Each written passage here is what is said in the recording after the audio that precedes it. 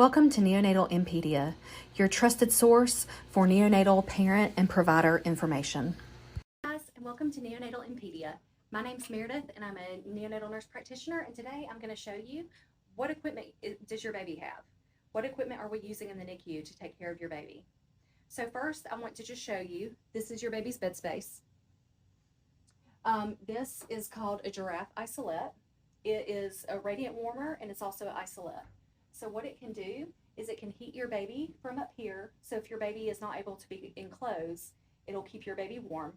We also have a probe that attaches to it that monitors your baby's heat and your baby's temperature, and it heats the bed according to your baby's temperature. We can also close this isolette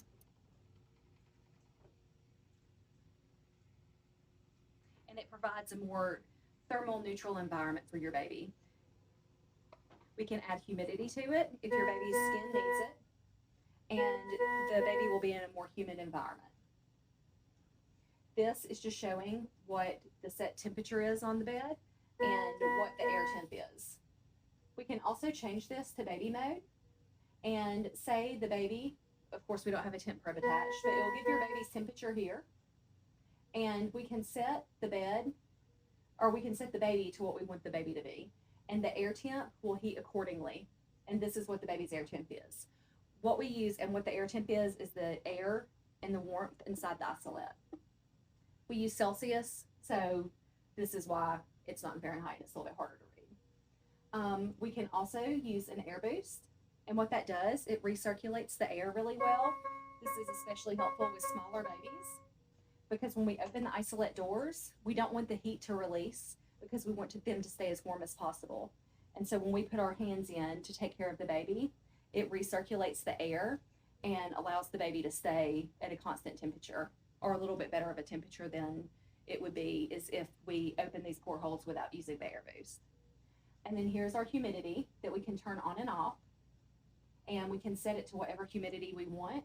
If you have a preterm baby, 22, 23, 24 weeks, they'll sometimes be on up to 80% humidity, and that's just to keep their skin, keep them warm, and to keep their skin in good condition. The bed also has a timer on it, including an APGAR timer that we sometimes need to use. This bed is also equipped to where we can weigh your baby. And it's not going to work for me. Oh, there we go. So it's zeroing the bed out right now. And let's see how big our baby is. It might take a minute. Oh. Then we'll just lift your baby up.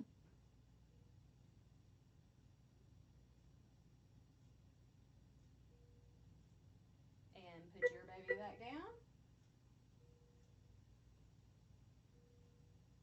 And this baby is 2120 grams, which calculates to 4 pounds, 10.8 ounces. And she definitely felt heavier than that. Okay, so that's just kind of the giraffe isolette. We're able to use these portholes to get in. It goes up and down based on what you need. And then if we have an emergency and we need to get to the baby quickly, we can press a button and it raises for us. And the heat will transition to where the heat is on up here. Okay. So that's the isolette. When your baby's first admitted to the NICU, this is usually what they're in. It's easiest for us to be able to get to your baby easily, but also close them and put them in an isolette mode if we need to. Second, let's talk about the monitor. What is this? So this is what shows us your baby's heart rate, respiratory rate, and oxygen saturations. The green number is going to be your heart rate. You usually want that to be between 100 and 200. It varies a little bit differently with each baby and with each baby's gestational age. The white is going to be your respiratory rate. We don't necessarily always look at that because it doesn't pick up really well, and we actually will manually count your baby's breaths to make sure that we are getting an accurate respiratory rate on them. And then there's actually a blue one down here that is the oxygen saturations, and it's going to have a blue line and it'll have a number here. I don't have it hooked up right now, so it's not showing up. And that's your baby's oxygen saturations. Based on your baby's gestational age, we're going to require a little bit different oxygen saturations for everyone. But basically, you can just assume between 88 and 100 is kind of the range, and that's the percentage of oxygen that's circulating through your baby's blood. So how do we get these numbers? Basically, when your baby is admitted, your baby is going to be put on different electrodes, and these right here is the heart rate monitor, and it connects to this, which goes up to the monitor. Then that will do the heart rate. That can also do the respiratory rate, but like I said, we really don't count that. Like, we count manually and don't really pay attention to on the monitor as much. And then this is a oxygen saturation probe. It measures the oxygen saturation that the baby has, and it connects here and goes up to the monitor. Other lines that your baby could have while they're in the NICU, depending on their respiratory support, they might have a need for a breathing tube. And that's going to be a tube that goes in the mouth, and it goes down into the trachea, right outside of the lungs, and it will help with the baby's breathing. And then they might have some tape or something holding that on. Another line that they could possibly have would be an NG tube. The NG tube or an OG tube. So it's an orogastric tube or a nasogastric tube. The orogastric tube goes into the mouth, through the esophagus, down into the tummy, and then NG tube, the nasal tube, goes in one of the nares, down the esophagus and into the stomach. We can take air off of the baby that way. If the baby has a lot of air in their belly, we can also feed them this way until they can eat by bottle or by breast. Some other different things that your baby might have is something for when they're not able to eat. They could have an intravenous line, and that could be like what you had while you were in labor, an IV that goes in the hand or the foot, and sometimes we have to actually put them in the scalp. Babies have very fragile vessels, and their vessels don't always do as well as ours do. So if we don't have spots in the hand or the foot or the little leg or arm, sometimes we do have to resort to using the scalp because these veins are bigger and the IVs tend to stay a little bit better.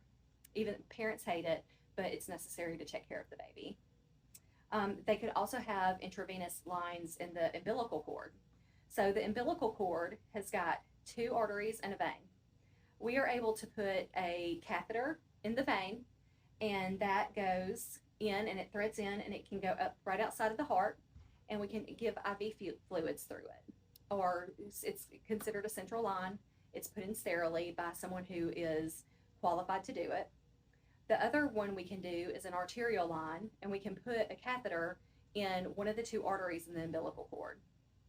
That can be a little bit trickier to do, takes just a little bit longer because the arteries are very tense and you have to really dilate those to get the catheter to go through.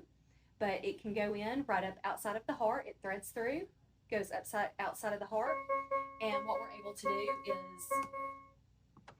able to do is measure their blood pressure with it, and we can also draw blood from it so we're not having to poke the baby. So that is pretty much what you will sometimes see on your babies in the NICU. Back to respiratory support, if they're not intubated where they have the breathing tube in, there's also chances that they'll have a nasal cannula, which is 2 little prongs that go in the nose, and it gives ventilation to the baby, just a little bit of extra pressure to help them with their breathing. Or they can be on something called CPAP, and it's continuous positive pressure ventilation, basically. And it's just a constant pressure that goes in. We put it over their nose, and they have a little headgear on that we call the flexi trunk. And a mask that goes over the nose, they'll have a big flexi trunk with a big hat on, and that gives a continuous pressure and keeps their baby's lungs open, and we can also deliver oxygen through it. So I hope this helped everyone. If anybody has any questions, feel free to let me know, and I would love to help you answer them. Here at Neonatal Inpedia, our mission is to provide invaluable guidance and support to both parents with NICU babies and the incredible NICU staff who support them. We understand the challenges and emotions you face every day, and we're dedicated to be your go-to resource. However, it's crucial to emphasize that the information we provide is not medical advice.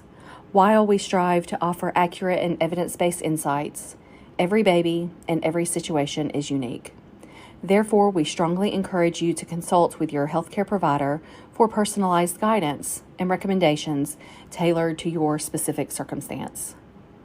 As we wrap up this video, we want to remind you that you are not alone in this journey.